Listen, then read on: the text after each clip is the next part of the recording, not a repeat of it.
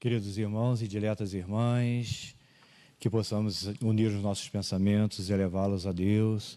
E aqui estamos para mais uma tarde de estudo e de reflexão acerca do Evangelho de Jesus à luz da doutrina espírita.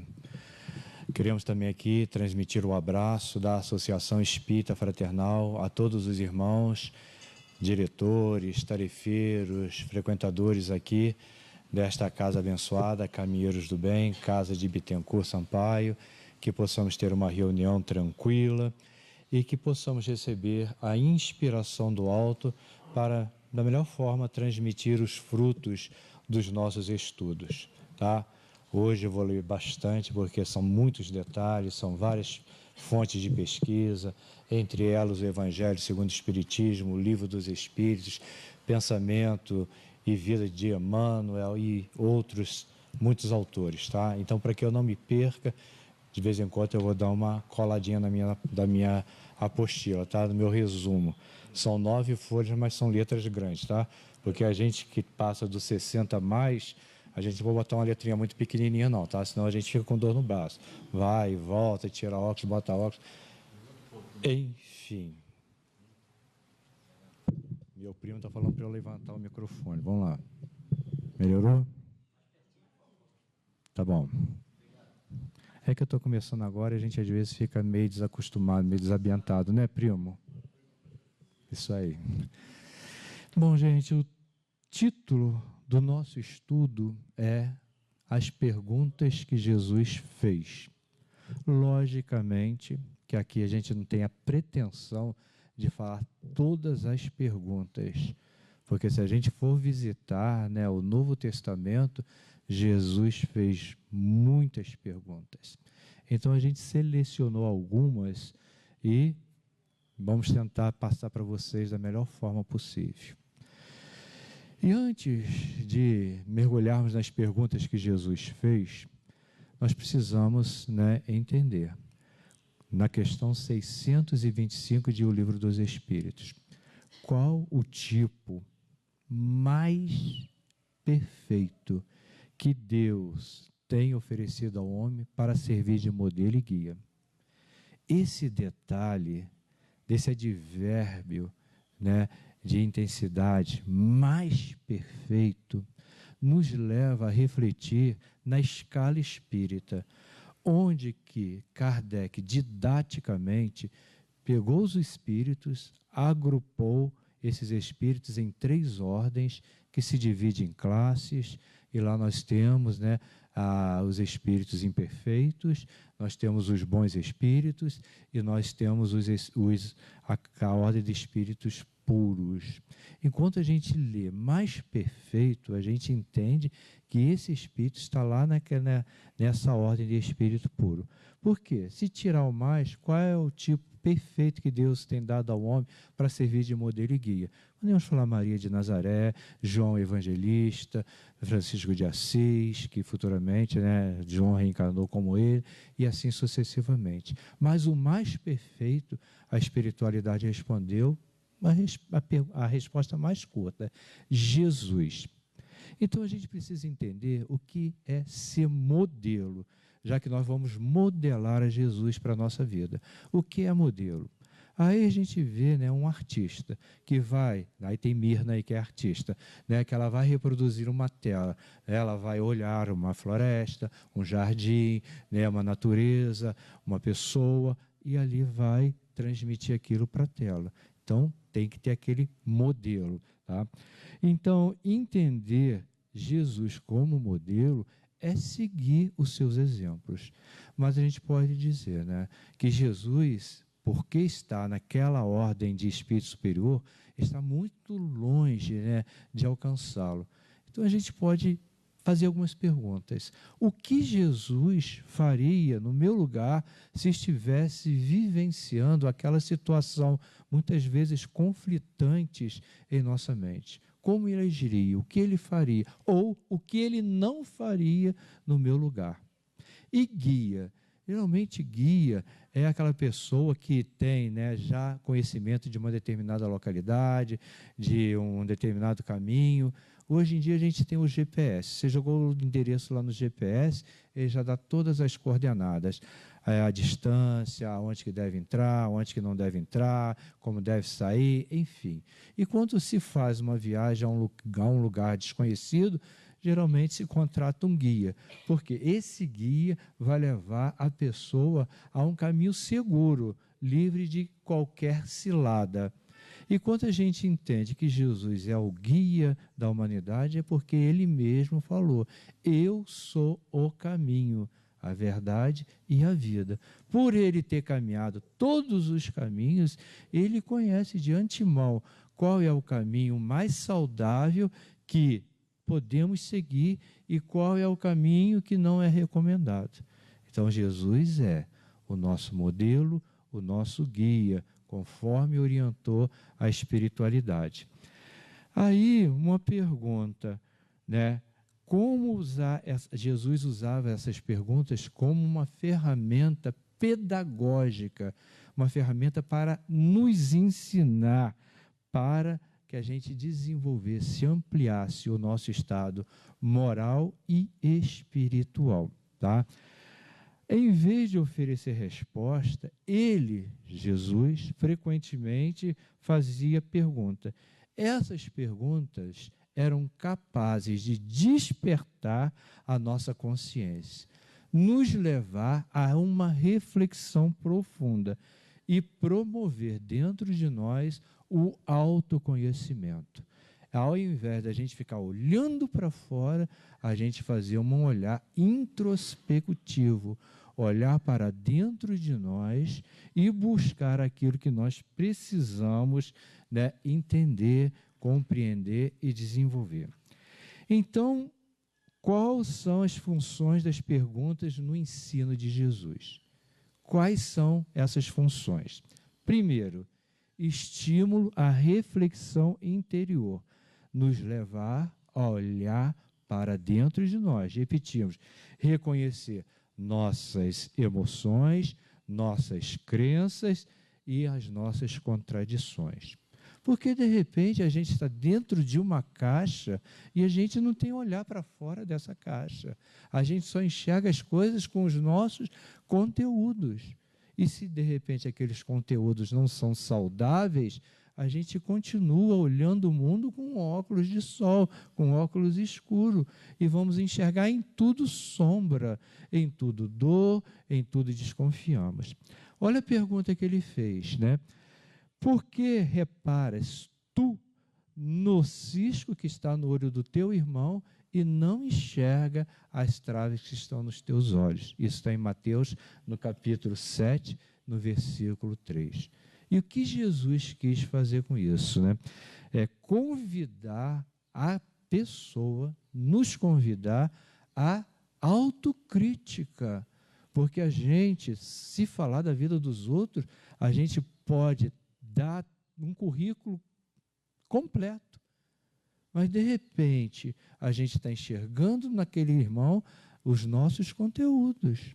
Usamos como espelho e projetamos para fora aquilo que está dentro de nós. E quando Jesus recomenda isso, é um exercício de humildade, porque é difícil a gente mergulhar dentro de nós e buscar aquilo que ainda nos incomoda e que atravanca o nosso progresso espiritual. E a gente tem que buscar essa ferramenta. 2, convite ao autoconhecimento. Nos incentivar a encontrar nossas próprias respostas, compreender o que estava por trás das ações que nós estamos praticando. Isso é muito interessante. O que está me movendo? O que está fazendo com que eu haja desta forma? Então, que queres que eu te faça? Essa pergunta que Jesus fez. E foi anotada em Lucas, capítulo 19, versículo 43. Quando Jesus encontrou, né, o cego de Jericó, o Bartimeu, né, ele perguntou a esse cego: o que queres que eu te faça? Que eu veja, Senhor. Naturalmente, né? Se a gente encontrar uma pessoa destituída de visão, automaticamente não precisa nem perguntar, que aquela pessoa quer enxergar. Mas Jesus quer o quê? Estimular que a pessoa seja firme na sua posição. É ajudar a pessoa a expressar as suas verdadeiras necessidades e intenções, né? Então, Jesus estimulava isso em nós. 3. Desconstrução de falsas ideias.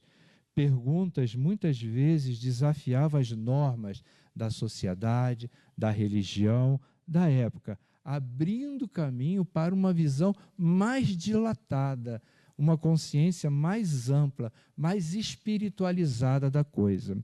A pergunta: a quem muito se perdoa, mais ama? Então, Jesus estava na casa de um tal Simão fariseu, né? Ele tinha, com esse Simão fariseu, convidou Jesus para tomar um lanche na casa dele. Automaticamente que a intenção por trás disso era outra, era investigar o que Jesus andava fazendo, como fazia e por que fazia. E Jesus foi tomar esse lanche. E chegou, a casa estava pilhada de gente. No outro lado do outro lado daquela localidade, encontrava uma senhora, Maria Madalena, mulher bonita, jovem, poderosa, rica, mas com depressão. Por quê? Sua consciência já começava a despertar. E, geralmente, a depressão, né, ela abre portas para uma obsessão. E, no auge do seu sofrimento, Maria de Madalena resolve ir à casa desse Simão para estar com Jesus. E lá ela atravessa a multidão que separava Jesus dela. Se lança no pé, chora, as lágrimas lavam o pé de Jesus, o cabelo cega, etc. e tal. E o Simão, o fariseu, juntamente com alguns companheiros, começaram a questionar. Bom, ele não é profeta coisa alguma, porque se ele fosse profeta, ele saberia quem que era essa mulher, é uma pecadora, não merece estar aqui no meio da gente. E Jesus capta esse pensamento e propõe uma situação. Um senhor, um credor, encontrou 2 devedores. Um que devia uma quantidade muito grande de dinheiro e o outro uma quantidade menorzinha. E esses devedores não tinham condições de pagar suas dívidas. Então o Senhor resolve perdoá-las. E Jesus pergunta: qual dos 2 vai amar mais esse senhor? E todos responderam: o que deve mais. Então Jesus levanta Maria Madalena e fala: teus muitos pecados estão perdoados. Vá e não peques mais. Tá? Então, leva a pessoa a refletir sobre o valor do perdão e do amor. Tá? A gente está aqui dando só alguns exemplos. Depois a gente vai entrar no mérito mesmo das questões que as perguntas que Jesus fez. E outra função, a 4, despertar a espiritualidade. E Jesus, então, propõe lá em Marcos, capítulo 8, versículo 36, de que vale um homem ganhar o mundo inteiro e perder a sua alma? Jesus, diante da multidão, convida os discípulos, os apóstolos e as pessoas a tomar a cruz e o seguir. Porque aquele que quiser salvar a sua vida vai perder. E aquele que tomar a cruz e caminhar com Jesus, salvá-la-á. Tá? Então, aponta a vida espiritual como prioridade. Nós não podemos perder isso de vista. Nós somos espíritos e que estamos vivendo uma experiência na matéria. Essa matéria é passageira. Ela chegará um tempo que a gente vai ter que devolver ela ao laboratório da natureza e retornarmos à pátria espiritual. Então, o exercício do desapego. Quem participa de reunião mediúnica tem uma prova sobre isso. Quantos espíritos ficam presos, né, à sua fazenda, ao seu dinheiro, aos seus gados e etc. e tal. E que o dialogador, o esclarecedor, o doutrinador, né, como o nome que a gente queira dar, tem uma dificuldade muito grande para desligar esse pensamento desse espírito das coisas materiais para ligar nas coisas espirituais. 5º, respeito ao livre-arbítrio. Ao perguntar, ao invés de impor, no caso do cego de Jericó, Jesus podia simplesmente fazer a imposição de mãos e o cego voltar a enxergar. Mas Jesus respeitou o livre-arbítrio. O que queres que eu faça? Né? Ele reconhece em cada um de nós que devemos construir a nossa própria, né, compreensão no ritmo da nossa evolução. Nós todos somos adultos, ou temos filhos, ou criança que está sob a nossa tutela. Quando são bebezinhos, a gente segura na mão, ajuda a dar os primeiros passos, cuidado para supervisionar se eles não vão colocar nada na boca, se não vão colocar os dedos na tomada. E à medida que aquela criança vai se desenvolvendo, a gente vai soltando as mãos e vamos relaxando com esses cuidados. Então, nós, em relação à pátria espiritual, ainda somos crianças que estamos engateando.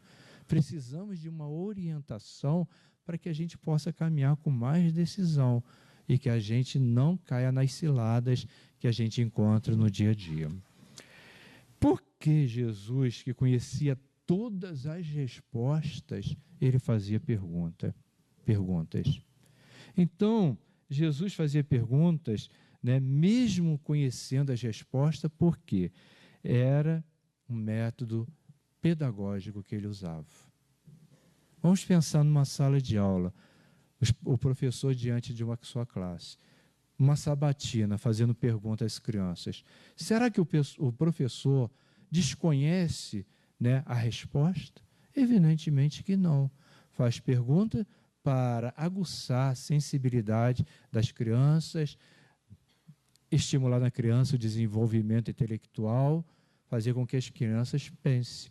Assim Jesus fazia conosco, fazia pergunta para dilatar a nossa consciência, para a gente ter, né, mais razão naquilo que a gente está pensando, naquilo que a gente está falando. Né? Então ele usava pergunta não para obter informação, porque é um espírito de uma ordem superior. Ele conhece o passado, o presente e o futuro. Né? Então, se a gente está caminhando num determinado caminho, a gente não sabe, não conhece um palmo diante dos nossos olhos. Mas se a gente desperta a nossa espiritualidade, como se a gente subisse numa montanha, da montanha a gente conhece todo o caminho que a gente vai percorrer. E a gente sabe que em determinada altura do caminho pode ter uma cilada, pode ter, né, um desnível, enfim. Então, Jesus conhecia profundamente todas as respostas, mas para provocar uma reflexão, para despertar a consciência e estimular o autoconhecimento em nós. As perguntas desestabilizam certezas superficiais e convidam à introspecção.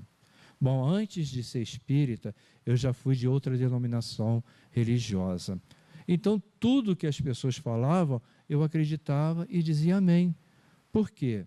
Né? Não tinha minha consciência mais dilatada. Mas depois que eu comecei a ler a doutrina espírita, tomar, né, conhecimento da doutrina, fui despertando o meu conhecimento, fui despertando a minha mente, fui ampliando a minha mente. Então, né, eu já tenho conhecimento mais ou menos das coisas espirituais. Isso que a gente precisa entender. Em vez de impor uma verdade, Jesus abria caminhos para que a verdade fosse, né, vivida e compreendida a partir daquele entendimento espiritual que cada um desenvolve dentro de si. Então, algumas perguntas que Jesus fez. A primeira nós vamos encontrar em Marcos, capítulo 10, versículo 51. Que queres que eu te faça? Voltamos ao nosso irmãozinho cego de Jericó. E ele responde, que eu veja, Senhor. E essa passagem revela algo muito profundo sobre o que nós buscamos na vida. Vamos imaginar que Jesus esteja subindo aquela escada, entrando neste salão e se posicionando em nossa frente, olhando nos nossos olhos, nos perguntasse, que queres que eu te faça? O que nós responderíamos? Eu quero o celular da hora, eu quero uma casa na praia, mas também uma casa de campo, enfim. Mas geralmente a gente ia pedir coisas materiais.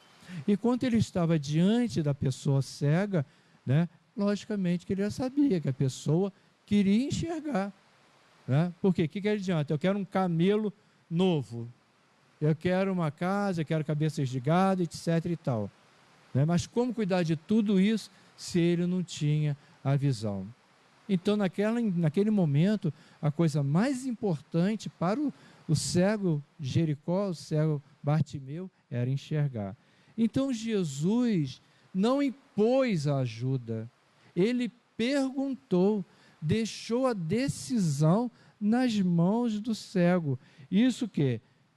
Respeito à liberdade de escolha. A gente não pode forçar quem quer que seja pensar da forma que nós pensamos. Podemos orientar, podemos aconselhar, mas a pessoa tem que tomar a sua decisão, respeitar o seu livre-arbítrio. Né? O que pedirmos vai revelar o que realmente nós estamos buscando na vida. E a gente pergunta, o que nós estamos buscando na vida? Qual é o nosso propósito de estarmos aqui vivendo essa experiência na carne? Antes de reencarnarmos, lá no mundo espiritual, juntamente com os nossos mentores espirituais, a gente faz todo um planejamento reencarnatório. Todos nós viemos aqui com um objetivo. Qual é o meu objetivo na vida? A gente tem que parar para refletir isso. Na vida espiritual começa com um desejo profundo na consciência de cada um de nós, na nossa consciência, na consciência de cada um de nós. Né? É o que nós desejamos ver, o que nós desejamos compreender, o como queremos despertar a nossa espiritualidade. É o nosso objetivo de vida. A gente não está aqui com um passaporte para passear, nós estamos com carteira de trabalho para trabalhar. Enquanto reconhecemos que realmente queremos e nós pedimos com fé, né, abrimos o caminho para uma transformação que se opera dentro de nós. Isso não vai acontecer fora de nós. É um processo íntimo de renovação, de crescimento, de despertamento. Jesus já conhecia a necessidade do Bartimeu, mas induz a tomar a consciência do próprio desejo de cura e de superação. Não basta só curar aquela deficiência, né? Mas ele superar, ele dá continuidade à sua existência, trabalhando com afinco para cada vez mais. Uma outra pergunta de Jesus: que temeis, homens de pouca fé? Isso está em Mateus capítulo 8, versículo 26. Então Jesus nunca ficou inativo, sempre produzindo, orientando, curando, ensinando, acolhendo, enfim. E não foi diferente naquele dia. Quanto à tarde chegou, quanto à noite já estava se anunciando, Jesus fala com seus apóstolos: entre no barco, vou finalizar essa tarefa do dia e vou estar com vocês daqui a pouco. Então Jesus finaliza, faz a sua prece de agradecimento a Deus, entra no barco, deita no fundo do barco e dorme. E veio a tempestade. E a tempestade soprou forte, mexeu com a água do mar da Galileia, né? E o barco, né, querendo virar, e os apóstolos ali, todos desconcertados, acordam Jesus. E Jesus então determina que o vento passe, que as águas se acalmem, enfim. A confiança em Deus durante as tormentas da vida é essencial para o fortalecimento espiritual e para compreendermos que o desafio tem um propósito na vida da gente. Deus, meus irmãos, não coloca um fardo pesado em ombros fracos. Olha que interessante que nós encontramos lá no Evangelho segundo o Espiritismo, no capítulo 19, com o título A Fé Transporta Montanhas. Esse livro é o terceiro livro da codificação kardeciana. Ele trata da parte religiosa da nossa doutrina. Veja que interessante. A fé sincera e verdadeira é sempre calma. Vou repetir. A fé sincera e verdadeira é sempre calma. Nós estamos lá no barquinho com Jesus, com a tempestade, com as ondas se mexendo, com o vento soprando. Dá a paciência que sabe esperar a tempestade passar, porque tudo passa. A dor passa, a tristeza passa, a depressão passa, a alegria passa, o desemprego passa, as aflições, tudo passa. Tendo seu ponto de apoio na inteligência e na compreensão das coisas. Mais uma vez aqui nós esbarramos numa das orientações da doutrina espírita. Fé tem que ser raciocinada. Nós temos que ter compreensão e raciocínio naquilo que nós estamos abraçando, naquilo que nós estamos depositando fé. Não é aceitar porque alguém falou, porque alguém disse, porque aconteceu com fulano. Não, a gente tem que usar o raciocínio, porque senão a gente se torna marionete nas mãos das pessoas e também dos espíritos. Na compreensão, tem a certeza, essa palavra é chave dentro daquilo quanto nós estamos falando sobre fé. Temos que ter certeza, né, de chegar a um objetivo. Porque se esmorecemos, vamos ficar igual aqueles apóstolos de Jesus. Medo, né? E esta fé raciocinada permite ao espírito fazer o enfrentamento das provas da vida, com serenidade, com confiança na justiça de Deus. Porque, meus irmãos, não somos barcos à deriva. Tem um timoneiro que cuida de nós e vai levar o nosso barco num porto seguro. Mas é preciso que a gente faça a nossa parte, porque nós temos uma mania, e essa mania é triste, de terceirizar a nossa vida. Ah, você vai no centro espírita, coloca meu nome lá na oração, reza por mim, faça isso por mim. A gente está sempre delegando. Nunca buscamos dentro de nós a força que nós temos, porque a fé é inata, todos nós a temos, mas é preciso o quê? Exercício para despertá-la. O medo revela a fragilidade da alma e a falta de confiança na providência divina. Nós temos o quê? Que nos esforçarmos para superar este medo, porque precisamos evoluir moral e intelectualmente. Não são as duas asas do progresso? Desenvolver o lado moral e também o lado intelectual, mas o que nós estamos fazendo?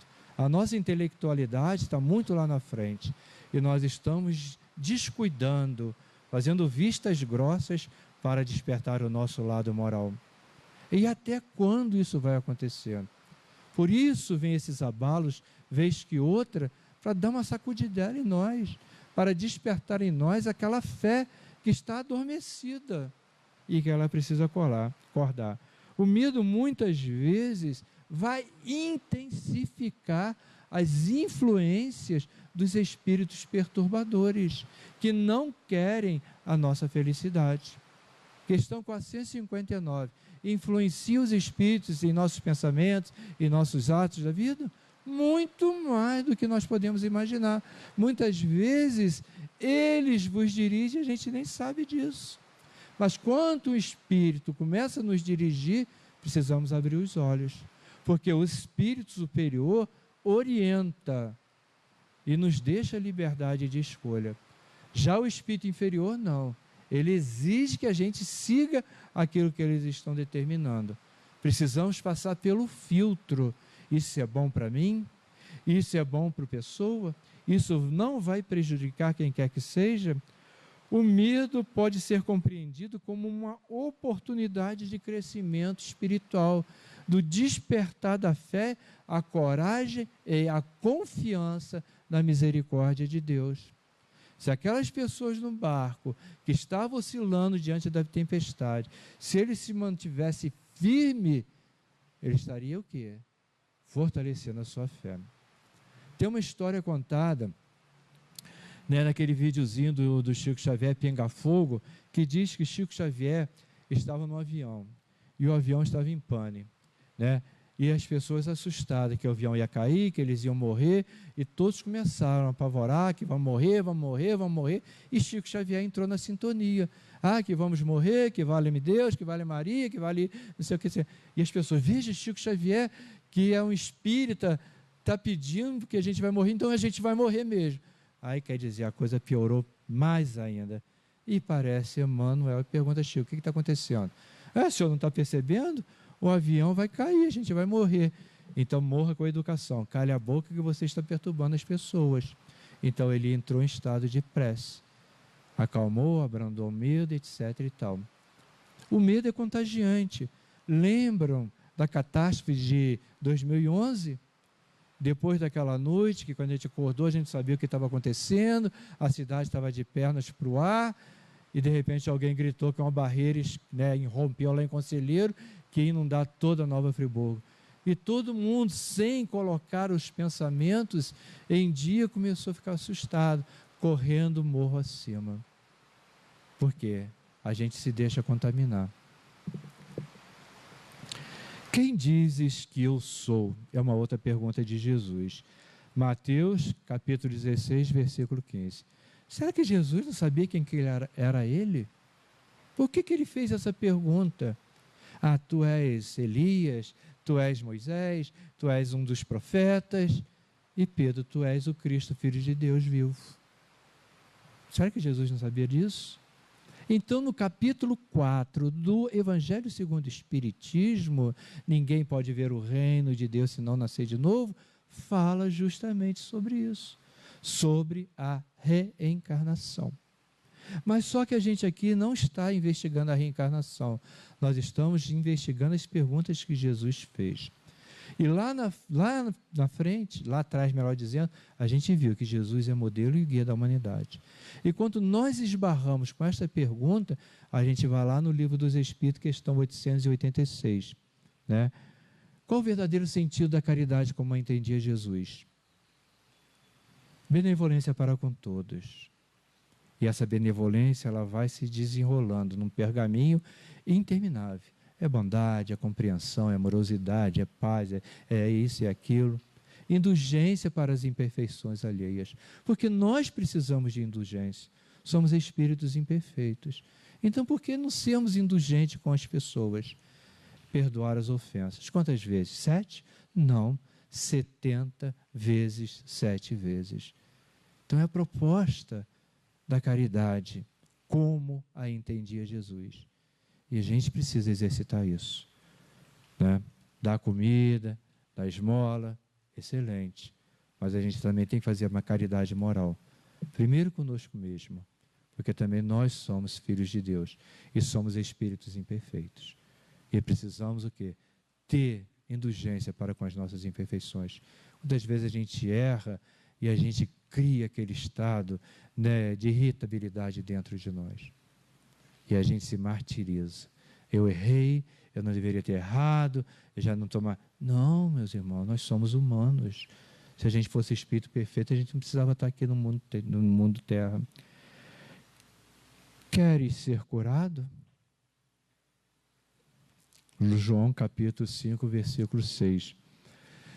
Então, Jesus, né, se depara com um paralítico. Lá no poço de Betesda. Ô, palavrazinha, trava-língua, né, cara? Eu li isso aqui 300 mil vezes e toda vez que eu vou falar, eu agarro nessa palavrinha. Então, esse paralítico, 38 anos, esperando que um anjo descesse do céu, balançasse as águas ali daquele poço, que segundo, né, as pessoas da época, quando o anjo balançasse a água, o primeiro que entrasse nela ficaria curado. E esse paralítico, 38 anos esperando isso. E Jesus pergunta, quer ser curado? Quero, mas não tem quem me leve ao poço. Ah, meus irmãos, não é a nossa vida. Ah, eu quero isso, mas ninguém faz isso por mim. Eu sou um coitadinho, eu sou infeliz. tão bom se a Aurelie pudesse fazer as coisas por mim. E é meu primo, esse danado. Né? E a gente está sempre esperando que os outros façam. A gente quer a lei do menor esforço. Cruzar os braços e que as coisas caiam do céu no nosso colo. Se esse paralítico estava ali 38 anos, ele não podia ficar à borda do poço? O poço, a água se mexeu, ele se joga dentro da água. Por todo esse tempo, ele sabia exatamente que hora que a água ia se mexer, mas queria que alguém o carregasse. Vamos entender isso, meus irmãos? Porque a gente precisa tirar essa escama que nos cega. A gente precisa sair dessa postura que todos nós temos de comodidade, de preguiça mental, procrastinação. Palavra bonita também, né? Procrastinar, sempre, deixa para depois eu faço. Então, lá no Livro dos Espíritos, olhem, escutem, prestem atenção que pergunta maravilhosa. 909. Kardec pergunta: o homem, não é o homem do sexo masculino, o ser humano, poderia vencer suas más inclinações com seus próprios esforços? Aí a gente depara com essa palavra, más inclinações. Reconhece-se o verdadeiro espírito pelo esforço que faz para domar as suas más inclinações. Pelo esforço. Não é porque a gente já é bom, não. O esforço que a gente faz no nosso dia a dia, diante das vicissitudes da vida. Nos esforçamos para vencer aquelas vicissitudes. Então, o homem poderia vencer as suas más inclinações com seus próprios esforços? Esse paralítico não poderia vencer, né, a sua deficiência com seu esforço? Resposta: sim. E às vezes com muito pouco esforço. O que lhe falta é a vontade. A vontade. Uma ferramenta da alma. Pensamento, vontade, querer, imaginação, memória, são ferramentas da alma, não é do corpo, não.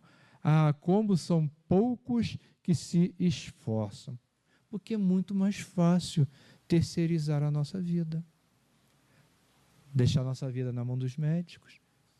Eu estou com isso, doutor, me cura. Mas o que você tem feito para se curar? Tem feito dieta? Tem feito exercício? Tem feito isso? Não. Então, chega a vez de você fazer. A vontade de mudar e superar nossas limitações é fundamental para a nossa evolução moral e espiritual. Então, precisamos fazer a nossa parte. A espiritualidade está fazendo a parte dela. Todos nós aqui somos tutelados por um anjo guardião. Se a gente for lá no Livro dos Espíritos, tem um capítulo exclusivamente falando sobre os anjos guardiães, que eles estão sempre atentos às nossas necessidades, sempre nos ajudando. Mas é preciso o quê? Que a gente faça a nossa parte. O Espiritismo ensina que todos nós, meus irmãos, trazemos imperfeições de vidas passadas. Né? Pela nossa conduta de hoje em dia, a gente pode ter uma pálida ideia do que nós fomos no passado. E hoje nós estamos vivendo o nosso melhor momento. Então, se eu tenho, né, um vício, seja ele moral, seja ele físico, eu posso dizer, esse gatilho está no passado. Mas hoje, me esforçando, com força de vontade, eu posso fazer o enfrentamento e vencer isso. A vontade é uma das maiores potências da alma. Nós precisamos exercitar a nossa vontade, sair de nossa comodidade, da nossa preguiça. Né? Aí vem uma frase de Emmanuel no livro Pensamento e Vida.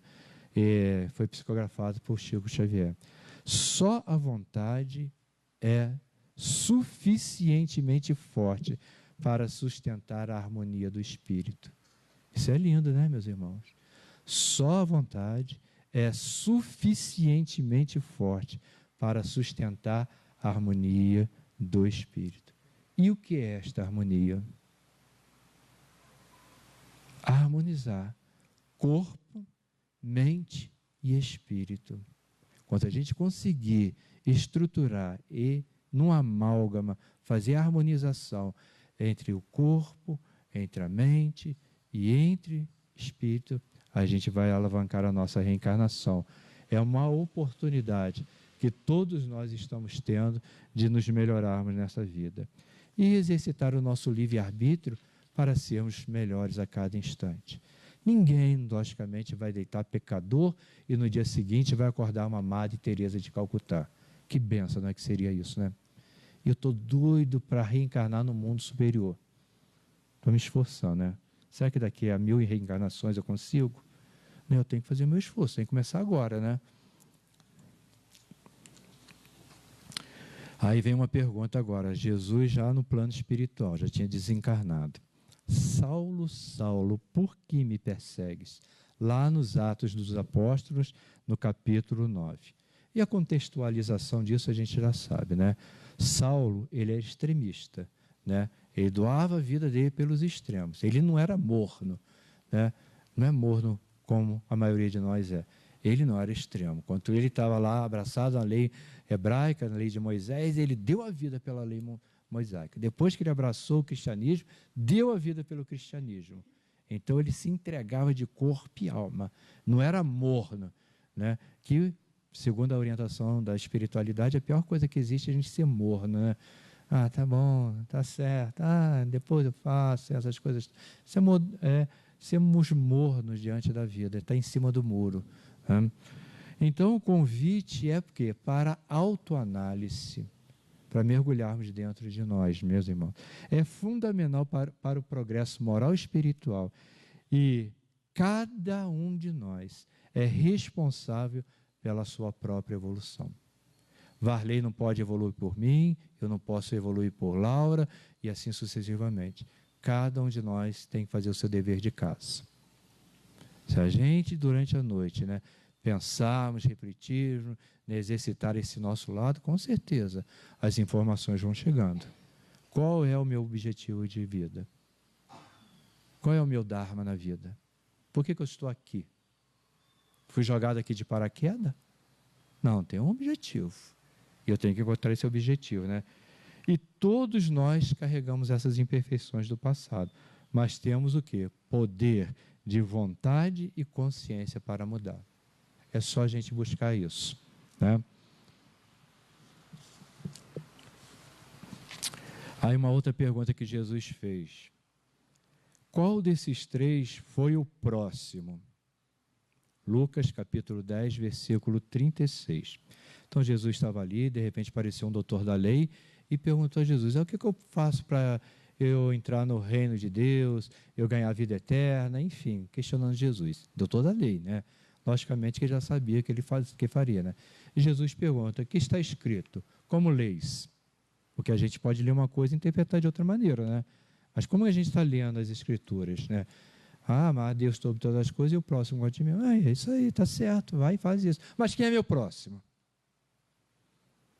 Né? Porque próximo, na lei mosaica, era aquele que vivia debaixo do mesmo teto, aquele círculozinho ali reduzido, da mesma nação, da mesma religião, e Jesus amplia esse conceito de próximo. E ele faz a proposta da parábola do samaritano.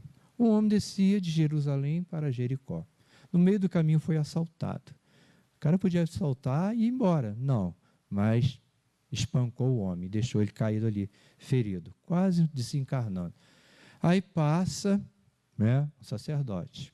Roupinha bonitinha, todo alinhadinho, faz vistas grossas. Ah, isso aí não é obrigação minha. Isso aí é o Estado que cuide disso. Eu não sou pago para isso. Aí passa o levita, também dada a religiosidade. Ah, não, vou sujar minha roupa. Outro que vem depois de mim que faça isso. E veio o samaritano, que era mal visto, que era julgado, que não pertencia à tribo, que não pertencia à religião, que pensava diferente, pensava fora da caixinha. E desceu da sua montaria, provavelmente um camelo, e ali prestou os primeiros socorros. Colocou aquela criatura na sua montaria, levou para uma hospedagem, né, deu ao hospedeiro dinheiro, né, para que cuidasse dele, que se gastasse, quando voltasse, ele restituiria o que faltasse. Qual dos três foi o próximo? Aí, o doutor da lei, nem coragem de falar que era o samaritano, foi aquele que usou de misericórdia. Então vai e faça isso. Use de misericórdia para com o próximo. Mas não o próximo que está debaixo do teto, não o próximo da mesma religião que nós frequentamos, mas aquele que precisa de ajuda. Aquele que precisa de ajuda. Eu costumo falar, meus irmãos, que nós espíritas, nós temos, aspas, uma vantagem muito grande. Nós temos o Lar e Abrigo Amor a Jesus, que é uma casa de acolhimento na velhice, né, em vulnerabilidade. A gente pode canalizar o nosso ato de caritativo para o abrigo. A gente não precisa ir muito longe. São os nossos próximos que estão lá, esperando a nossa ajuda, para que a gente arregace a manga, coloque a mão na charrua e os ajude. Valeu, me sinaliza aí quando chegar, tá? Agora a gente vai fazer a última pergunta, né? Logicamente que não são todas, que Jesus fez, né? Quem me tocou? Marcos, capítulo 5, versículo 25 e a 34. Então Jesus, cercado por uma multidão, e naquela época uma senhora, que ela tinha um problema, era hemorroísa, sangrava, há 12 anos sofrendo, e a pessoa nessa condição era mal vista, era tida como uma pessoa impura, não podia estar no meio do povo. A vergonha da mulher, sempre excluída, né? Sempre maltratada, sempre mal vista, né? Ainda hoje tem isso, mas naquela época era muito mais evidente, muito mais gritante, né? E a mulher já tinha gasto todo o seu dinheiro com tratamento e não conseguiu ficar curada. E ela soube de Jesus. Mas sempre vai existir, meus irmãos, entre mim e Jesus, uma multidão que nos separa. Qual é a multidão que está me separando de Jesus? É o orgulho, é o egoísmo, é a vaidade, é a prepotência, é a arrogância. Essa multidão que me separa de Jesus. Porque se eu excluo o egoísmo, se eu tiro a vaidade, eu vou me aproximando mais de Jesus. E essa mulher fez o enfrentamento. Ela foi destemida, se colocou em público e foi atrás de Jesus, porque nutria no seu pensamento: se eu tocar Jesus, eu ficarei curada. E ela toca Jesus, e sai uma virtude, e a mulher fica curada. Ora, meus irmãos, será que Jesus não sabia quem tinha curado, quem tinha tocado ele? Mas ele para. Quem me tocou? Senhor, está cercado por uma multidão, todos te tocam, todos te comprimem. Como vão saber? Alguém me tocou diferente. Ele sabia quem tinha tocado. E a mulher então diz: foi eu que te toquei, Senhor. E Jesus olha para aquela mulher: vai, tua fé te curou. Vai, eu te curei. Não, tua fé. Aí, meus irmãos, a gente derruba milagre sobrenatural. A gente acaba com isso, porque precisamos exercitar a fé, como essa mulher exercitou na época, para tocar Jesus. Esse tocar simbolicamente, nos aproximarmos de Jesus, fazer o que? Enfrentamento dessa multidão que está nos separando de Jesus, para chegar mais próximo dele e tocar ele verdadeiramente e curar as nossas feridas de alma, porque são as piores chagas que existem. E para finalizar, Jesus é o eterno educador, utiliza perguntas para tocar o coração e despertar a consciência. E que Jesus nos abençoe, meus irmãos.